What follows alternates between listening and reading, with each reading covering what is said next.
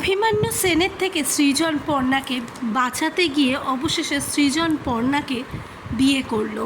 বিস্তারিত জানতে সঙ্গেই থাকুন, চ্যানেলটিকে সাবস্ক্রাইব করে রাখুন। অনেক দিন ধরেই অভিমন্যু সেন কিন্তু পর্ণার উপরে নজর দিয়ে যাচ্ছে, চেষ্টাও করেছে পর্ণার মন গলাবার। পর্ণার কোমরে হাত দেওয়াতে কিন্তু পর্ণার কাছে থাপ্পড়ও খেয়েছে, পরদিন আবারও পর্ণার কাছে ক্ষমাও চেয়েছে, কিন্তু এর ফলে তার ভেতরে কোনো রকম কোনো কিছুই নষ্ট হয়নি, বরঞ্চ আরও বেড়েছে পর্ণাকে পাওয়ার আশা।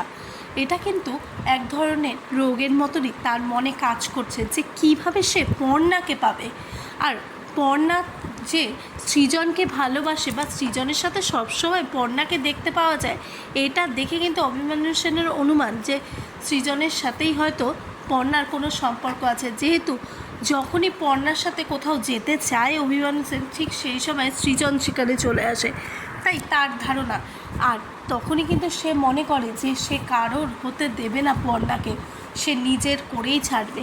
ঠিক এই কারণে কিন্তু যখন পর্ণাকে একা পায় তখন কিন্তু পর্ণাকে ফাঁসাবার চেষ্টা করে, কেননা প্রতিদিন অফিসে যখন পর্ণা যায় কোনো না কোনোভাবে পর্ণাকে চেষ্টাই করে অভিমন্যু সেন ফাঁসাবার। আর তারপরে কিন্তু একদিন এমনটা করে কিন্তু পর্ণাকে ফাঁসিয়ে নিয়ে বহু দূর নিয়ে চলে যাবে।